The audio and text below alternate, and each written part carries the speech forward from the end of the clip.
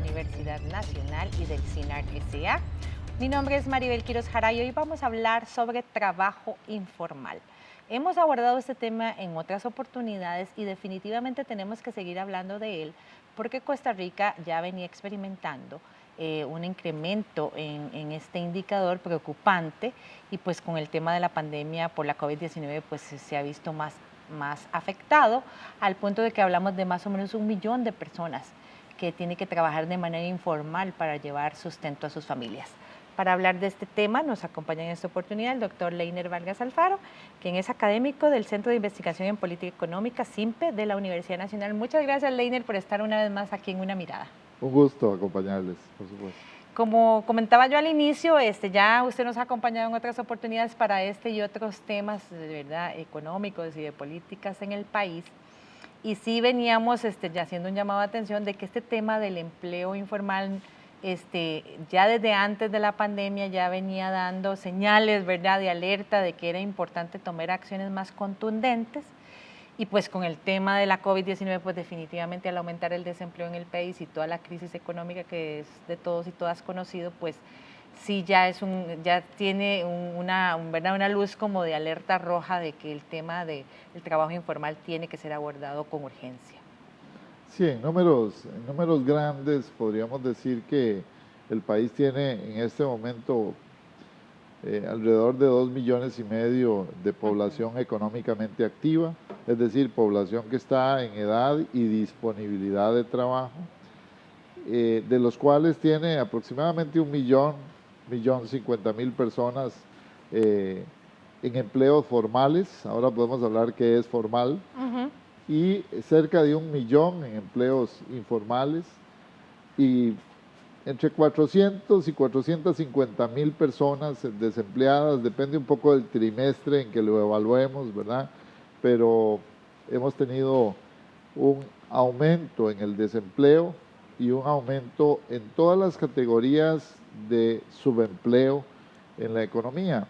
Y en general este tema de la informalidad, si bien es cierto, mantiene a las personas empleadas, las mantiene en empleos de muy baja calidad y algunas veces a largo plazo pues puede significar un desmejoramiento, un empeoramiento mayúsculo en la condición de vida de las familias que están en esa condición. Usted mencionaba la diferencia entre el empleo formal y el informal. Tal vez si nos ayuda a explicarle a la gente en qué consiste esa diferencia. Sí, bueno, hay varias categorías de informalidad, pero esencialmente el empleo formal es aquel en el que se cumple una jornada laboral. Hay, además de esa jornada laboral, el pago del salario mínimo de ley, por lo menos, ¿verdad? Y hay condiciones de un contrato laboral, digamos, permanente, que exige al patrono a pagar las cargas de la seguridad social, el seguro de maternidad, enfermedad, el seguro de pensión, ¿verdad? Y la condición de que el trabajador está protegido dentro del sistema de seguridad social. Además de que se cumplen otras leyes asociadas con los riesgos del trabajo, la protección, digamos, del código de trabajo en relación a la posibilidad de ser despedido o no y bajo qué condiciones podría ser despedido. Es decir, la formalidad le da al trabajador una ventaja versus la informalidad. La informalidad es exactamente lo contrario. No existe una jornada, muchas veces la jornada puede ser más alta que la jornada mínima de trabajo. En algunas condiciones, por ejemplo, para decirte un caso, un ejemplo, para contarles un ejemplo clásico, los taxistas informales, por ejemplo, estos que andan en plataformas y demás, trabajan más de 12 horas al día, muchas veces en condiciones absolutamente, digamos, de riesgo. Muchas veces no reciben un salario, sino que están bajo una modalidad de pago alternativa, no pagan necesariamente cargas sociales ni seguros, no están protegidos contra un accidente, contra una situación especial, que los pueda llevar a una situación de incapacidad y por lo tanto a la cobertura del seguro, de tal manera que el trabajo informal que tiene un caleidoscopio de características, ¿verdad? Según el ejemplo y según el sector y según el ámbito en el que estemos, el trabajo informal, digamos, tiene muchas categorías, pero afecta muy fuertemente a las mujeres, afecta muy fuertemente a las personas, digamos, de edad avanzada en su estructura laboral, por ejemplo, a los de más de 40 años que han perdido un empleo, y sobre todo hemos tipificado que afecta a aquellas personas que no terminaron su educación secundaria y que por supuesto no tienen educación adicional, terciaria, universitaria o técnica. Sí, usted mencionaba un elemento importante. Bueno, en Costa Rica estamos hablando más o menos de 1 millón de personas. Es sabido, ¿verdad?, a lo largo de la historia centroamericana y latinoamericana de las últimas décadas, que hay países que tienen índices de informalidad enormes de más del 50%. Y si bien esto no tiene por qué significarnos como una alegría, entre comillas, sí debe ponernos, ¿verdad?, como definitivamente a pensar seriamente en esto, porque tenemos varios años, ¿verdad?, de estar viendo cómo cada día hay más gente en esta condición. Esto era desde antes de la pandemia solo vino a agravar una situación que ya el país venía arrastrando desde hace tiempo, ¿no es así? Así es, hace aproximadamente, yo diría que unos 15 años, el país perdió esa condición que tuvimos por mucho tiempo, de tener una tasa de empleo muy alta y una tasa de desempleo que rondaba lo que los economistas llaman la tasa de desempleo natural, un 5,5%. Luego la movimos alrededor de un 8, un 9% hacia la primera década de este siglo XXI, y a lo largo de la segunda década se desencadenó un problema de informalización del empleo y de desempleo que nos llevó a 13%, 14% antes de la pandemia, y que con la pandemia tuvimos un pico de alrededor de 24,5, 25 puntos porcentuales. Eso significa, digamos, en el peor momento, 500,000 de personas trabajadoras que están sin empleo, y significa que en ese proceso de ampliación del desempleo, una parte de las personas que quedaron desempleadas simple y sencillamente buscaron qué hacer en el sector informal. Y eso ha ampliado la brecha entre trabajo formal y trabajo informal. Tenemos aproximadamente unos 280,000 funcionarios públicos, digamos, lo que significa que en el sector privado realmente apenas si estamos creando entre 750 o 760,000 empleos formales, y ahí es donde realmente se nos ha deteriorado muchísimo la condición de formalidad, que tiene, por supuesto, múltiples causas, pero que afecta muchísimo a la familia, porque hay que recordar que nuestra seguridad social protege al trabajador y a su familia. Exacto. Entonces, cuando el trabajador queda desprotegido, el núcleo familiar, su esposa, sus hijos, sus parientes cercanos que viven en el hogar, quedan desprotegidos también. Detengamos en ese tema que usted mencionaba de las causas. Es importante porque hay un sector de esa informalidad que quiere desarrollar esas iniciativas de manera informal, o sea, es una decisión voluntaria, pero buena parte de ese grupo no es así, o sea, han sido llevados a la informalidad por esas causas que usted mencionaba. Sí, hay en las estadísticas lo que se llama en la caja del seguro trabajadores independientes. Y dentro de ese gran rubro de trabajadores independientes podríamos tener un pequeño segmento de trabajo de emprendedores que de forma individual pues hacen servicios, digamos, de todo tipo, pero sobre todo servicios profesionales, y que pueden tener una especie de empresita, de pequeña empresa. Muchas veces la empresa son ellos mismos, ¿verdad? Y ellos hacen una labor, ¿verdad?, un trabajo, algunas veces es un buen empleo desde el punto de vista del autoempleo, Pero nosotros no tenemos la cultura en la sociedad costarricense de un autoempleo seguro, es decir, de hacer una cultura del ahorro, de garantizarnos un sistema, por ejemplo, de pensión complementaria individual fuerte y además de tener una cobertura ante un accidente laboral. Le voy a poner un ejemplo.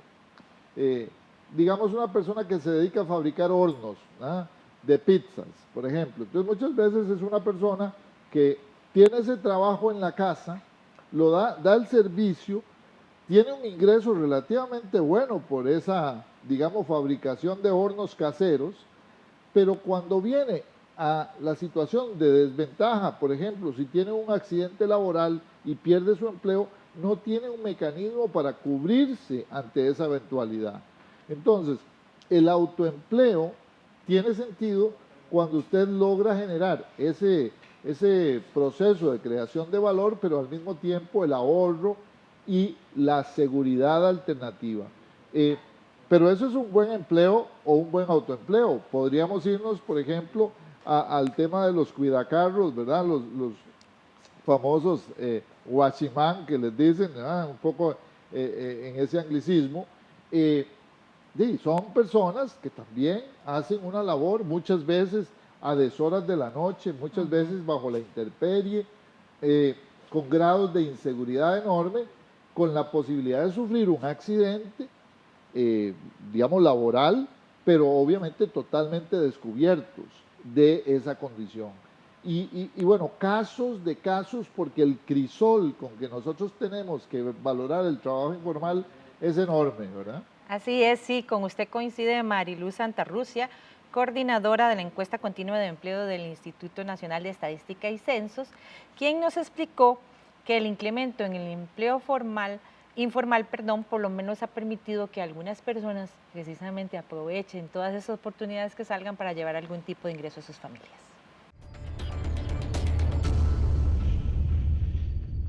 El INEC ha trabajado para mantener actualizados los datos mes a mes del mercado laboral.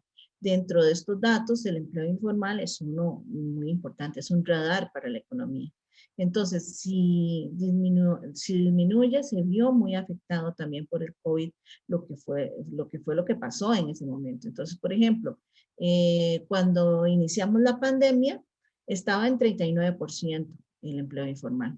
Eh, ¿Por qué? Porque hubieron medidas que indicaron que la gente tampoco podía generar ventas u otras cosas, actividades que afectaban directamente su labor y su actividad. Luego de conforme fueron alzándose las medidas y remediándose situaciones, digamos, la gente salió más a la calle a buscar empleo. Entonces ahora el empleo informal está en 45%. ¿Qué significa, verdad, eso? Bueno, no es que no es que empeoró, más bien es que hay un ingreso de los hogares, que la calidad del trabajo hay que reflexionar sobre ella, cuál es la calidad de trabajo que tienen las personas, pero también que es un empuje para la economía, que el empleo informal es el que ha aumentado en el mercado laboral. Tanto los hombres como las mujeres se vieron afectados en la pandemia. Fue un impacto fuerte para ambos sexos, digamos, pero se refleja más en las mujeres, porque las mujeres, muchas trabajan pocas horas o menos de 40 horas y esto afecta directamente su labor. También están enfocadas en el sector servicios y comercio. Casi el 70% de las mujeres trabajan en ese sector, que fue el más afectado por el COVID, que eso es de tomar en cuenta. Y que en el caso de las mujeres, hogares como empleadores, enseñanza, comercio, esas actividades son altas en intensidad de mano de obra de mujer, ¿verdad? Eso los afectó. Entonces pasó en la pandemia de 36% del empleo informal de la mujer dentro de su mismo grupo, ¿verdad? A ahora a 44%. Esto implica que más mujeres han ido acercándose al mercado y volviendo a tomar sus labores, ¿verdad? Que eso es importante porque la mujer es el motor de la fuerza de trabajo potencial del país.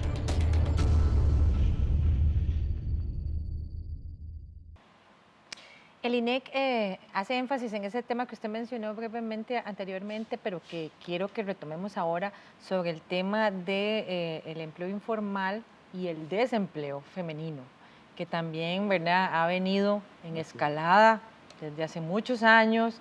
Ha habido muchos llamados de atención, usted en varias oportunidades también ha llamado la atención en este sentido, porque sí, definitivamente tenemos que buscar alguna forma de asegurarle a las mujeres una igualdad de oportunidades en el acceso al mercado laboral, sea formal o informal. Sí, y en este ámbito el no reconocimiento del trabajo en el hogar, del Ujú. cuidado como un trabajo, digamos, que se ha sobredimensionado en contra de las mujeres, en el marco de la pandemia se ha hecho todavía más evidente, porque los niños han tenido que regresar a su casa en la condición, digamos, de el sistema educativo, digamos, más virtualizado o por lo menos en la condición de un sistema educativo a distancia, y eso significa para la mujer la obligación de muchas veces quedarse en casa y verse obligada a trabajar a ratitos, ¿verdad? En Sí. cositas, digamos, muchas veces que no le generan la posibilidad de tener un empleo formal, pero además, como bien se dice por parte del INEC, los sectores del turismo, restaurantes, comercio, los sectores donde la mujer tenía más espacio en el sistema, digamos, en el empleo, se han visto muy afectados por la pandemia, y entonces eso ha tenido un efecto de rebote adicional. Y eso, además de ya un histórico rezago que hemos discutido en este foro en otras épocas, Sí. un histórico rezago en la calificación de la mano de obra femenina, es decir, en las oportunidades para ir a la universidad o para ir a la educación técnica de las mujeres, y también en la retribución, ¿verdad? Y en la necesidad de que el Estado proteja durante el tiempo de un embarazo, durante el tiempo de gestación o de cuidado del bebé, a la mujer para que pueda tener esa función que es tan importante para la sociedad, pero al mismo tiempo también mantener la oportunidad de mantener el empleo en las mismas condiciones. Y recuerdo, yo siempre hago un ejemplo de lo que viví, por ejemplo, en Dinamarca o en Suecia, donde la sociedad y el Estado protege durante esa época, la época, digamos, de procreación, a la mujer en particular. Sí, y también este tema tiene mucho que ver, no es solo de interés femenino, pero sí aplica mucho con lo que usted mencionaba de la calidad del empleo, ¿verdad?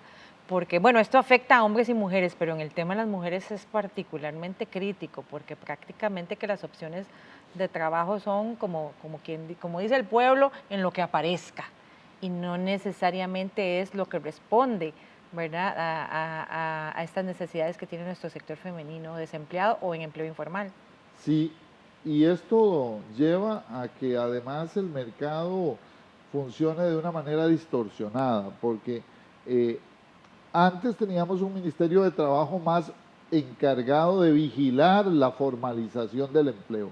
Y hoy, como estamos en una situación tan crítica desde el punto de vista de las empresas, ¿verdad?, y la condición, digamos, especial de pandemia ha llevado a que las empresas, digamos, tengan más relajamiento Ajá. en ese proceso.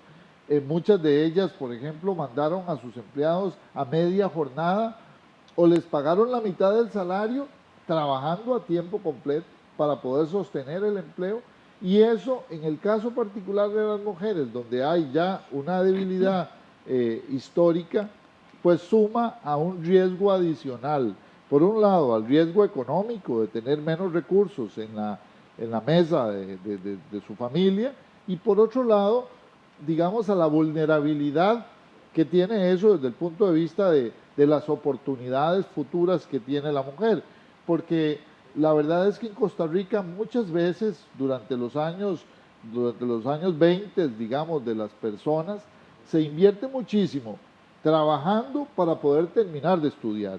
Y si no hay oportunidades de empleo para los jóvenes, muchos de esos jóvenes no van a poder pagar su matrícula en la universidad o en una institución técnica para recalificarse, algo que en estas condiciones es fundamental. Sí, y otro punto bien importante que usted también abordó al inicio, entre las generalidades, el tema de la formación y la educación. En Costa Rica también estamos como en alerta roja con el tema de la formación, de la educación general. El 50% de la población costarricense no tiene secundaria completa. Eso significa, ¿verdad?, que la posibilidad de acceder a otro tipo de formación, sea universitaria o parauniversitaria o técnica, se limita muchísimo porque la gente que no tiene bachillerato pues tiene mucho menos oportunidades. Y además está el hecho de que también las empresas dicen, bueno, nosotros tenemos oferta laboral, pero la población, ¿verdad?, que está en edad de trabajar, ¿verdad?, de formar parte de esa población económicamente activa, no tiene esas capacidades que estamos buscando. Sí, tenemos ahí rezagos históricos, ¿verdad?, que no hemos enfrentado como país, sobre todo en las regiones periféricas del área, de las áreas más, digamos, rurales del país, pero además tenemos un rezago que con la pandemia se ha agravado y es en la posibilidad de acceder al sistema educativo. Hoy estamos haciendo transformaciones hacia la virtualidad y tenemos un tercio de nuestros estudiantes en primaria y en secundaria que no tienen las condiciones para poder acceder a esa educación. Eso nos podría dar como consecuencia en los próximos años de no tener el debido cuidado de una gran exclusión educativa, es decir, de un rezago adicional en ese proceso. Y además, producto de la crisis de los años 80, nosotros tuvimos una salida, digamos, de una generación que hoy estamos pagando todavía de personas que no pudieron terminar su secundaria. De tal manera que hoy el tema educativo es un tema fundamental y sobre todo el tema de la formación técnica, Sí. La capacitación y el desarrollo de una empleabilidad asociada a una profesión, a una actividad, digamos, técnica, es fundamental. Un oficio, como decían nuestros padres, ¿verdad? Porque eso podría permitir la posibilidad de que estos grupos que han quedado un poco rezagados en el marco de la pandemia puedan acceder, ojalá libremente, sin tantos requisitos, ¿verdad?, burocráticos, a un entrenamiento laboral rápido, y que le permita obtener un empleo, ojalá formal, pero nos va a costar mucho, Maribel. La verdad es que la economía costarricense camina a pata renca en los últimos años y con la pandemia realmente estamos muy debilitados.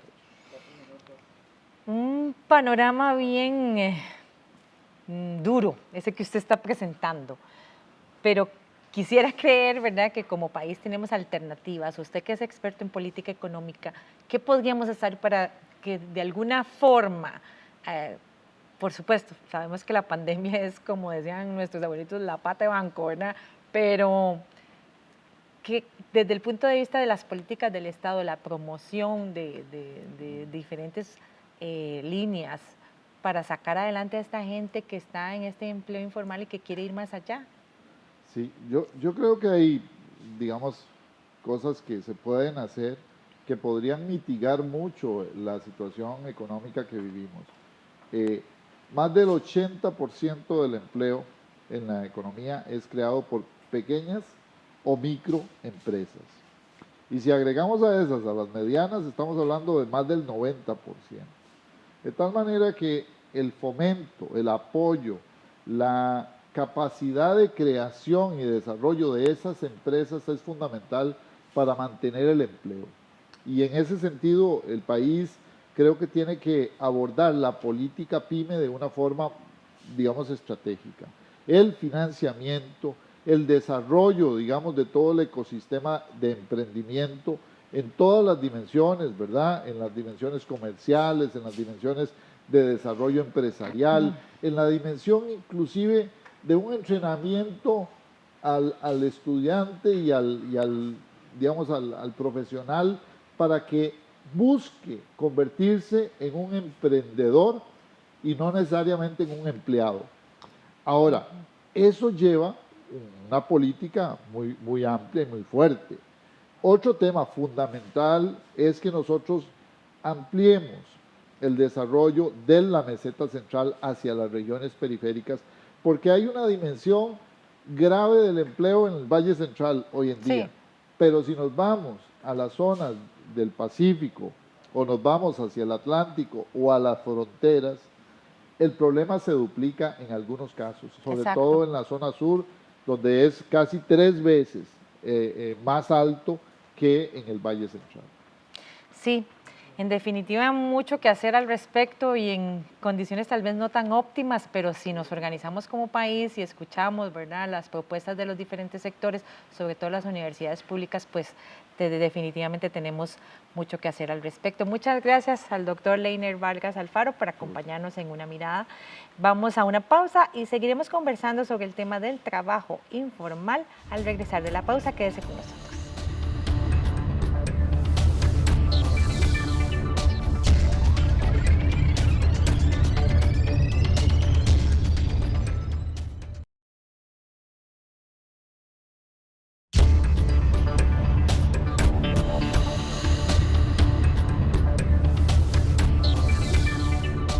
Regresa usted con Una Mirada, el programa de la Universidad Nacional y del CINAR S.A. Hoy con el tema de trabajo informal, porque como vimos en el bloque anterior, cerca de 1 millón de personas pues se encuentran en esta condición en el país, una situación realmente preocupante. Y para conversar sobre este tema en este segundo bloque nos acompaña la doctora Shirley Benavides Vindas, quien es la directora de la Escuela de Economía de la Universidad Nacional.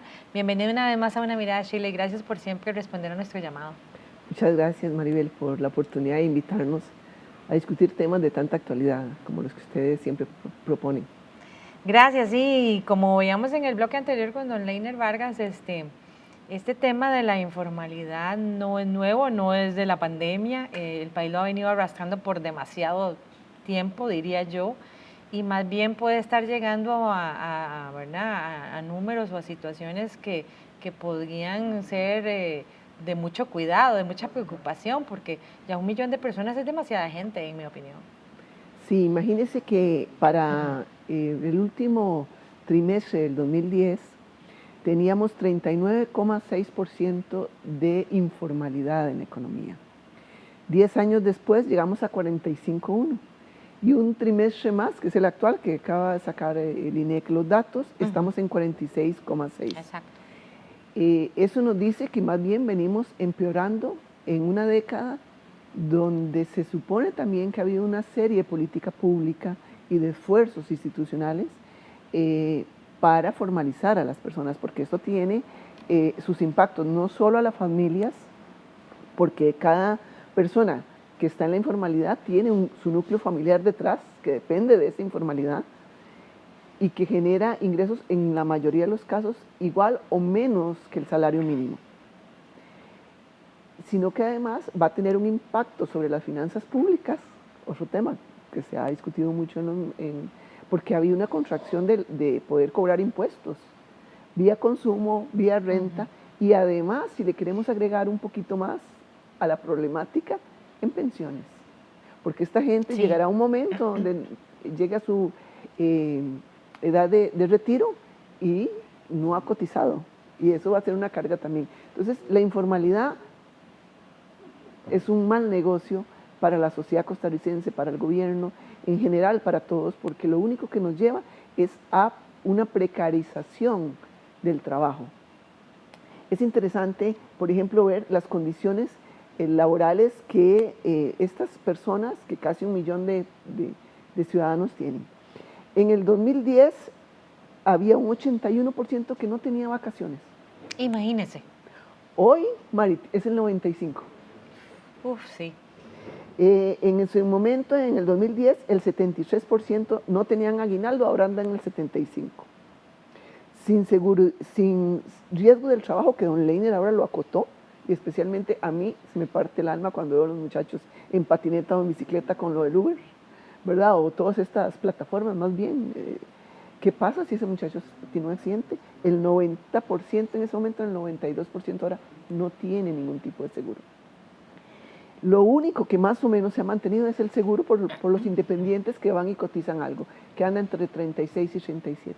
Pero lo que quiero decirle con esto es que las condiciones laborales de estas personas y de sus familias están en una precarización. Y si queremos llegar a un desarrollo y a un bienestar de la sociedad costarricense, la ruta de la informalidad no es la ruta, ¿verdad? Muy importante eso que usted menciona, porque la gente tiende a relacionar informalidad con el tema de yo trabajo en lo propio, o yo me busco mi propio sustento, yo me encargo de mí misma o de mí mismo. Pero una cosa es que yo genere mi pequeña, mediana empresa, y otra cosa es trabajar en estas condiciones que usted nos acaba de evidenciar. Sí, por supuesto. ¿Qué queremos bienestar? Bienestar es lo que busca el desarrollo de los países.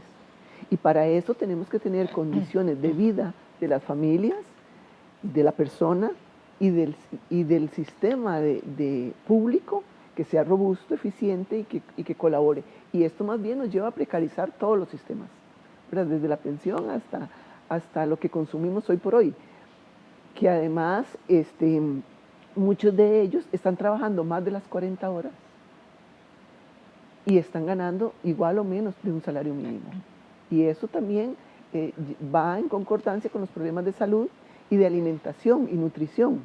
Y se sabe que los problemas de nutrición tienen un impacto directo sobre la salud. Y eso sobre el sistema de salud, que ya lo tenemos con problemas. Entonces eso es toda una situación sistemática que afecta a todas las vías del país. Y por supuesto, ¿quiénes están en la informalidad? La mayoría están entre 40 y 50 años, 30, 40, 50 años. Muchos son hombres, porque las mujeres pareciera que no se han estado incorporando últimamente después de este problema de la pandemia. Tal vez no es porque no quieran, es porque muchos de la parte educativa, usted tiene que cuidar a los chiquitos que hagan las tareas en la casa. Y entonces pareciera como que hay una tendencia que la mujer está quedando otra vez en el hogar, en los temas de cuidado que no son pagados y que también es toda una discusión ahora sobre el impacto de cuidado de niños, adultos mayores o personas con discapacidad y que no es reconocido como un ingreso. Y entonces tienen que quedarse en la casa haciendo labores de cuidado y eso merma también los recursos y el ingreso que puede entrar en las familias. Imagínense que las proyecciones de la OIT entre el 19 y el 20 fue que hubo una disminución de prácticamente el 10.1 del PIB de América Latina. Eso es un montón de dinero menos en las bolsas de las familias. Eso contrae el consumo y al contraer el consumo la producción tiende a caer con los problemas económicos que ya has discutido. Sí, eso me lleva al punto que quería mencionar, que tal vez algunas personas pueden decir, bueno, pero ese millón de personas es problema de ellos. Pero no, porque como usted dice, no solo por el tema humano y solidario, ¿verdad?, de que son nuestras hermanos y hermanas costarricenses, sino que además el tener 1 millón de personas en la informalidad que están en esas condiciones de precariedad que usted mencionaba, sin acceso a los servicios de salud, sin acceso a un seguro, sin un salario permanente, sin derecho a un aguinaldo, sin derecho a nada prácticamente de lo que la población en empleo formal tiene, impacta los otros sistemas, porque no solo impacta la Caja Costarricense de Seguro Social, que por ejemplo, que ahora en la pandemia pues nos ha quedado más que evidente la joya que tenemos en nuestra seguridad social, y que es para todas y todos, sin distingos de ningún tipo. Impacta el tema de las pensiones, impacta el tema del consumo, impacta el tema hasta del cuidado, o sea, impacta un montón de cosas, ¿verdad?, que de una u otra forma nos afectan a todos y todas como país, no nos permiten salir adelante en grupo, que es lo que deberíamos perseguir. Es una bola de nieve que no nos deja crecer, ¿verdad? Entonces, no es que es un problema de Maribel Quiroz, es un problema de la sociedad costarricense, que además tenemos situaciones con la pandemia que han acrecentado esto. Pero ya vemos que desde hace 10 años o más, yo traje la última década, pero si nos vamos para atrás, van a ver que las estadísticas andan más o menos parecidos. Por supuesto que estamos mejor que otros países. El Triángulo Norte, donde el 80, Sí, 90%, sí. en Guatemala, en Honduras, Terrible. es informal, es terrible. Prácticamente todo el mundo. Sí, pero en 10 años, Maribel, yo no sé si llevamos casi 50, ¿a Exacto. dónde vamos a estar nosotros Exactamente. si no se toman medidas? En educación, aquí hay un problema serio. Más bien la informalidad se genera alrededor de 3 ámbitos. El problema de perfil de la gente, que tiene que ver con educación, que normalmente, y usted lo dijo muy bien ahora, la gran mayoría no tiene secundaria completa y eso restringe Claro. el acceso a empleos de otra productividad. El problema de los costos, Costa Rica es un país de costos sociales fuertes, ¿verdad? El pagar una planilla sabemos que no es sencillo, especialmente para la micro o pequeña empresa que están apenas, o emprendedor que está apenas iniciando su negocio. Entonces, eso se le genera una carga sobre su planilla y los costos de funcionamiento importantes. Y algo que en Costa Rica no tiene tanta relevancia, aunque podría llegar a tener, son los famosos seguros por desempleo, ¿verdad? Porque mucha gente entonces se acomoda porque el seguro me paga y entonces no tengo que buscar. Entonces es medio perverso ese seguro y ya se ha estudiado en otros países donde ha sido. Pero digamos que el caso nuestro tiene 2 problemas serios. La gente con un nivel de educación muy bajo y la revolución 4.0 y la 5 y la 6 y todas las que vienen, ya no a la vuelta de la esquina, es que ya están en la puerta, ya tocaron Así la puerta. es. El cambio tecnológico que sí, la pandemia ha impulsado, porque nos ha obligado a impulsarla, viene a generar cambios en el paradigma laborales. Y sí, la estructura, y eso es lo que se requiere, es un cambio estructural de la educación costarricense, no se ajusta en capacitar a sus profesores y la currícula lo más rápido posible para generar condiciones de un mejor perfil, vamos a tener en 10 años, si usted y yo estamos más viejitas seguro, pero estamos aquí, vamos a decir, mira, se nos creció en tanto, porque no preparamos a las personas para los nuevos empleos en el marco de este desarrollo tecnológico que estamos viviendo. Sí, es que la situación no va a mejorar. Pandemia o no pandemia no va a mejorar. No va a mejorar. Si no se toman políticas y decisiones estructurales fuertes y rápidas, simple y sencillamente vamos a ir para atrás, dolorosamente. Sí, con usted coincide Natalia Morales, que es investigadora del programa Estado de la Nación, quien apuntó que se debe reflexionar sobre la calidad del empleo informal en Costa Rica. Pues a pesar de que hay un impulso en la economía, son trabajos que no pagan impuestos, no pagan seguridad social y a la vez son sumamente inestables e inseguros. El tema de la informalidad es un problema que venía desde hace varios años.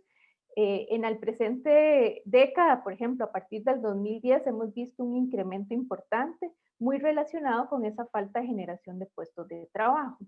¿Qué es un empleo informal? Bueno, es aquel empleo que no cumple con las garantías laborales básicas, no respeta el pago por ejemplo, del salario mínimo, del seguro social y no paga impuestos. Esos problemas, el tema del empleo informal afecta no solo a la persona que está en estos puestos, que les genera ingresos inestables, por ejemplo, les genera que hayan unos meses buenos, otros meses malos, pero además afecta la economía y la seguridad social, el financiamiento de la seguridad social.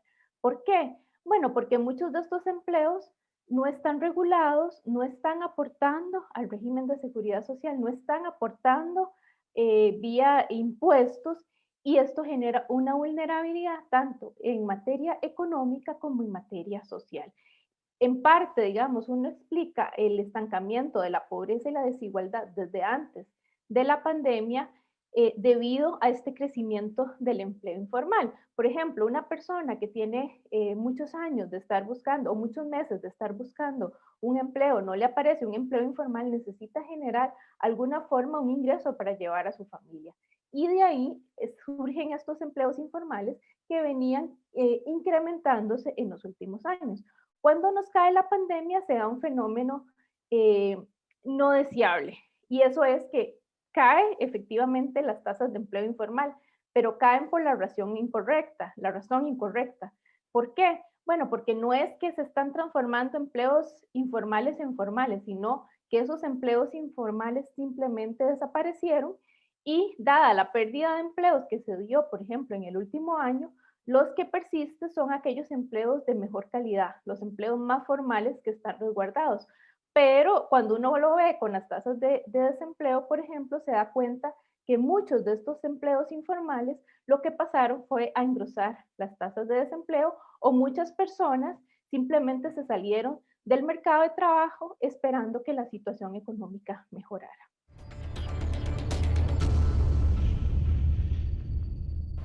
Ahora, ¿qué hacemos? Porque, como decía Natalia, pues la gente busca y busca. Y con el tema de la pandemia, por mucho tiempo esta situación no va a mejorar, no es como que vaya a haber muchas opciones. ¿Qué alternativas puede tener la gente? Bueno, primero, Maribel, yo creo que es importante recordar que la Constitución Política en el artículo 50 dice que el Estado debe procurar el mayor bienestar para todos los habitantes del país, organizando la producción y el reparto de la riqueza, ¿verdad? Y luego viene todo un capítulo de todos los derechos laborales que debería tener, ¿verdad?, para buscar ese bienestar. Y en su artículo 74 dice que son irrenunciables. Sí. ¿Verdad? Eso es, digamos que es el marco grande que hay que tener claro.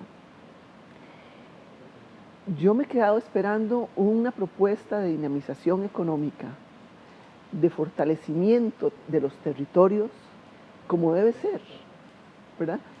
Donde no es posible que el casi 70% de esa informalidad está en el centro, en el gran área metropolitana. Eso quiere decir que hay migración de los territorios. No solo migración de otros países, sino también migración de Guanacaste, de Limón, de Punta Arenas, buscando opciones en el centro. ¿Qué nos hace eso? Nos colapsa el centro. Por supuesto. Y entonces, más bien, el problema se agranda. Entonces, yo creo que hay que volver al desarrollo territorial, a revisar las potencialidades y las limitaciones de los territorios. Y de una manera muy comprometida, los diferentes actores de Estado públicos deben hablarse para desarrollar esos territorios. Yo he estado en territorios donde las instituciones públicas no se hablan. Entonces, ¿cómo vamos a desarrollar, por ejemplo, el Pacífico Central, para poner un caso, si el ICT, INDER o el Mideplan no coordinan esfuerzos y sacan todo avante? Porque hay algunos recursos, Mari. Hay recursos, lo que pasa es que hay que saber en qué territorios se puede impulsar y cuáles son las actividades que realmente son dinámicas. Aquí también quieren financiarse todas las actividades y no todas las actividades productivas realmente tienen un potencial. Y a veces es engañar a la gente diciéndole, si le voy a dar para su puesto de empanadas. El problema es que hay 10 puestos de empanadas en 2 cuadras. Sí. ¿Verdad? Sí. Entonces hay que ser más selectivo, hay que saber cuáles son las actividades productivas más dinámicas que ante la revolución tecnológica tienen un mayor nivel de posibilidad de formalizarse y de mejorar las condiciones y redistribuir ese ingreso que la misma Constitución Política exige.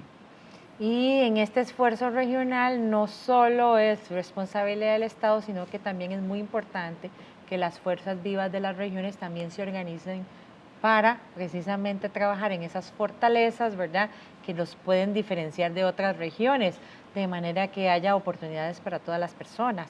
Así es, ¿verdad? El gobierno, la sociedad civil y las organizaciones locales, ¿verdad?, que son las que usted acaba de mencionar.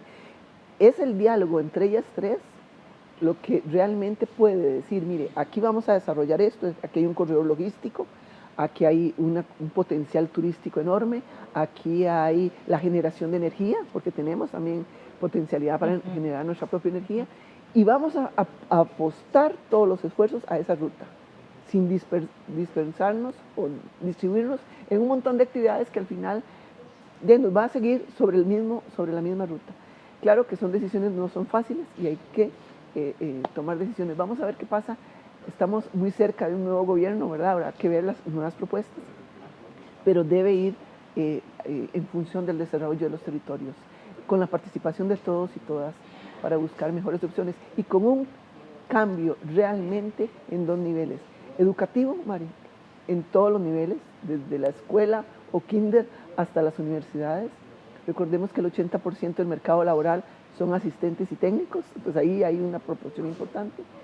pero también, aparte de lo educativo, tiene que ver todos los aspectos también de financiamiento, de actividades productivas que realmente potencialicen al país, a los territorios y el bienestar de la sociedad. Sí, y ahora, ¿qué puede hacer la gente que se encuentra en esta situación de informalidad en este momento para procurar algún nivel de mejora? Creyente total y absolutamente de que siempre existe la posibilidad de hacer algo para mejorar, ¿verdad? Y no necesariamente esperar a que la solución venga del Estado. Por supuesto que en este caso particular es un asunto de políticas y pues tiene que ser liderado desde ahí. Pero ¿qué puede hacer la gente que se encuentra en esta situación de informalidad como para mejorar su condición? Yo creo que ahí hay dos elementos importantes, Mari. Primero, tratar de empaparse cuáles son las tendencias del mercado realmente, ¿verdad? No es solo hacer las empanadas que me pueden quedar a mí muy ricas, sino que además debe haber, estamos en un cambio tecnológico y tal vez las generaciones nuestras les cuesta más, pero las generaciones nuevas están empatinadas en todas las plataformas y utilización de otro tipo de manejo tecnológico. Yo creo que ese es un elemento que hay que considerar todos. Y el otro, yo creo que hay que volverse hacia el INAH y habrá que irles a tocar la puerta, porque el INAH tiene la obligación de capacitar para el empleo, ¿verdad? Y hay que volverse como sociedad civil y exigirle al instituto, que además tiene centros de muy alta calidad en todo el país, en todos los territorios, y es cuestión de llegarle para que nos capacite en un plazo relativamente corto, podría estar capacitado para desempeñarse en alguna labor. Sí, incluso la estructura educativa, ¿verdad?, que está a cargo del Ministerio de Educación Pública, sabemos que, ¿verdad?, los índices de matrícula han ido bajando considerablemente y cada vez hay más centros educativos que no se llenan al 100% ni en toda la jornada, ¿verdad? Entonces incluso se podría generar algún tipo de programa, ¿verdad?, que atienda a estas poblaciones desde sus propias localidades para que la gente no tenga que trasladarse, ¿verdad?, y pueda recibir en horarios nocturnos o fines de semana estos tipos de capacitaciones que usted dice que son tan importantes. Claro. Ahora el ICE, perdón, y todo el desarrollo de tecnologías también tiene que dar el acceso, Sí. ¿verdad?, al Internet. Yo estuve a 1 kilómetro hospedada en una gira que habíamos hecho, a 1 kilómetro de Recope, ahí en Limón, y no tenía Internet. Entonces, ¿cómo podemos hacer teletrabajo? ¿Cómo podemos llegar a capacitarnos? Si toda la parte de telecomunicaciones, que también está el Ministerio de Ciencia, Tecnología y Telecomunicaciones, ¿verdad?, por su lado, y otros actores que tienen además mucho dinero, ¿verdad?, que lo han tenido ahí para invertirlo, yo creo que es el momento de tomar decisiones muy rápidas para mejorar la plataforma digital del país, el acceso a Internet, para poder solventar no solo el teletrabajo, sino también la educación y la formación profesional. En términos de país, de políticas país, ¿cuáles serían los principales retos que informamos en este tema del trabajo informal? Educación, Mari, definitivamente. Y eso hay que meterle, no es suspendiendo las clases, ¿verdad? Sí. Es metiendo realmente, tomando decisiones, reorientando la currícula, revisando las tendencias, por dónde van los mercados laborales y el sector productivo, y a partir de ahí tomar decisiones fuertes en educación. Sin educación no vamos a avanzar. Es como sin salud, ¿verdad? Son los dos grandes ejes, la salud y la innovación, la salud y la educación acompañada de la innovación, lo que nos puede ayudar a ir saliendo de este impasse. Antes de la pandemia, las y los empresarios decían que no era que no hubiera puestos de trabajo, sino que la gente no llenaba esas capacidades que ellos requerían. ¿Se puede esto trabajar de alguna forma una vez que vayamos saliendo de la pandemia o la COVID-19? Mari, yo creo que hay que trabajarlo ya, porque una de las cosas que ha exigido el sector empresarial, y no de ahora en pandemia, mucho antes de que la pandemia iniciara, es la parte de idioma, el manejo de idiomas. Sí. Deberíamos manejar el inglés, el portugués, el mandarín, etc. Y ha habido esfuerzos, pero no han sido suficientes, ¿verdad? Entonces, es una situación que hay que empezar ya, no podemos esperar más. Ya deberíamos haber empezado hace muchos años atrás, reorientando realmente, no solo aumentando la inversión en educación, sino mejorando la calidad y la oportunidad de esa educación. Y ahí hace tiempos venimos hablando que hemos estado mal en esa otra parte. Y muy importante que esas oportunidades en educación se haga extensiva a todos los grupos de población, Claro, porque conforme la gente se va haciendo más grande, tiende a creer que ya no que ya no tiene oportunidades en educación, en formación, ¿verdad? Tenemos una tendencia como nacional en el sentido de asociar la educación como con la juventud, con la adolescencia, con la niñez, pero hay un grueso de la población que estoy segura que vería con muy buenos ojos y aprovecharía si desde el Estado, a través de sus diferentes instituciones, se abrieran oportunidades no solo para terminar el colegio o terminar la primaria, sino también para capacitarse en idiomas, en tecnología, ¿verdad? En habilidades blandas desde sus propias comunidades, aprovechando esa infraestructura educativa que tenemos ahí disponible. Claro, yo tengo una colega, tenemos una colega de la UNED, su mamá tiene 70 y tantos años y está vendiendo su repostería y sus panes a través de las plataformas. Ya se hizo especialista en plataformas, ¿verdad? Claro, no hay edad, en esto no hay edad. Mientras haya querer hacerlo, ¿verdad? Que es lo más importante, es querer moverte, querer mover al país, querer impulsar, mejorar las condiciones de tu familia, del prójimo, ¿verdad? Como dice la Biblia, ese prójimo que es todas aquellas personas que están cerca de nosotros, generarle condiciones para su crecimiento, desarrollo y bienestar. Mientras haya vida y salud, hay oportunidades, eso es definitivo. ¿Por qué es urgente tomar las decisiones ahora? Porque mucha gente podría decir, bueno, pero es que ahora no hay condiciones, que la pandemia, que la crisis, que bla, bla, bla. Porque las condiciones, cuando son adversas, más bien hay que verlos como una oportunidad y el reto para el desarrollo. Si nos sentamos a dejar que las cosas pasen, la enfermedad se va a incrementar más y vamos a tener problemas serios. En nuestros nietos, Maribel, los hijos de nuestros nietos, no sé qué Costa Rica les vamos a dejar, ¿verdad? Y eso en esas generaciones, en esos costarricenses, que incluso algunos ni siquiera han nacido, hay que pensar. Como dicen, aprovechar la crisis para generar oportunidades. Definitivamente, definitivamente. Sí. Muchas gracias, Shirley Benavides, por acompañarnos en Una Mirada y a ustedes por estar con nosotros una vez más. Les recuerdo que puede buscar más información sobre este y otros programas en www.unacomunica.una.ac.cr y en nuestros perfiles de Facebook, Twitter, YouTube e Instagram como Una Comunica. Muchas gracias por acompañarnos. Les esperamos la próxima semana con más aquí en Una Mirada. Hasta pronto.